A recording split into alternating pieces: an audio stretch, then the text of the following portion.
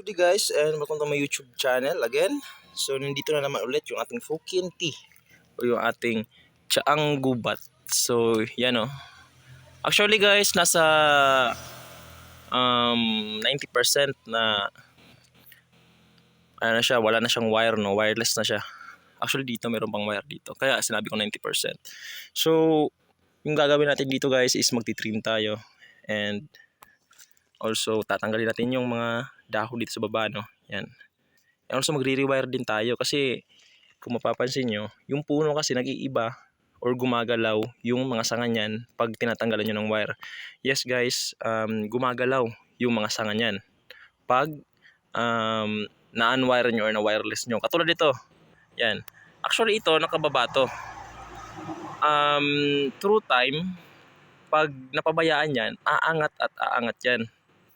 Kasi nga, buhay na puno yung ating binobonsai, no. So talagang maghahabol yan dun sa sikat ng araw. So aangat at aangat talaga yung puno, yung mga sangang yan. So kailangan natin ulit i-rewire.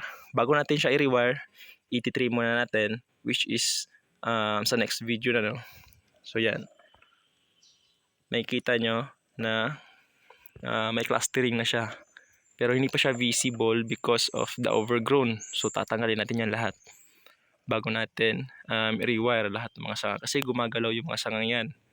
Hindi siya nag-stay in stay put unless kung yung pag bonsai nyo sa mga alaga nyo is yung cut and grow technique.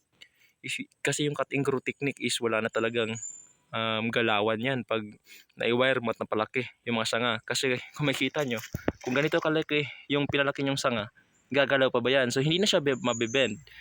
Kung ganito naman kaliit, nakikita nyo, gagalaw at gagalaw talaga yan. So kailangan nating i-rewire.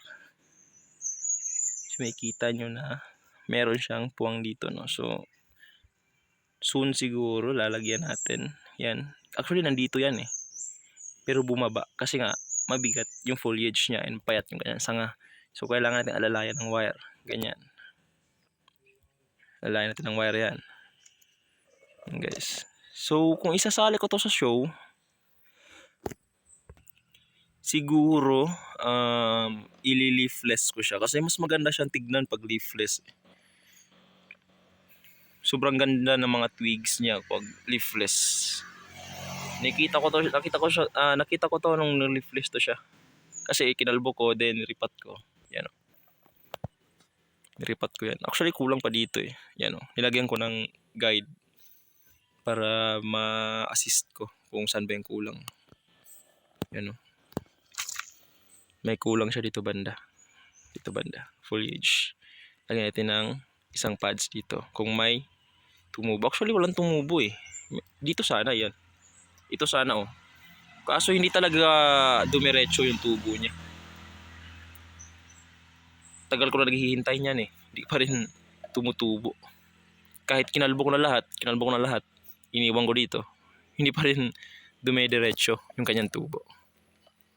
Yan guys. So yung front niya is parang gusto ko yung front niya dito, ganyan. Parang ganyan.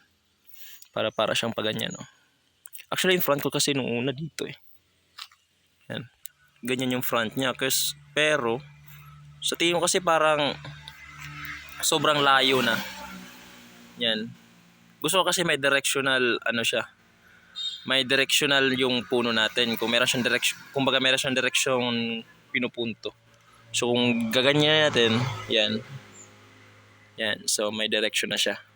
Paganyan, papunta doon. So yung sangang yun is ilalagay pa natin dito sa unahan. Yan. Parang paganyan siya. Yan. Meron siyang direction. So yung direction niya is papunta ng left. Although yung puno natin is dapat nakayuko papunta sa nakayuko siya papunta sa viewer, no. So kung ganyan yung front natin, nakikita natin sa gilid na nakayuko talaga siya papunta sa viewer, no. So tinilt ko lang tinurn ko lang ng konti. Yan, makikita nyo na meron na siyang direction. So makikita nyo kasi yung kaibahan, oh. Makikita nyo yung kaibahan. Yan, oh, pag ganyan, oh. Kita yung kaibahan. Para lang siyang ordinaryong puno. Yan, oh, makikita nyo. Parang wala siyang not interesting kung titignan. Pero kung iti-tilt natin, iti-turn natin siya ng ganyan, konti. Yan. Medyo maganda na siyang tignan. Yan, oh. Yan. Kasi nga may movement na yung puno natin. So meron siyang direction. Yan, continuation yung direction niya. Yan. So next video, papakita natin yung finished product.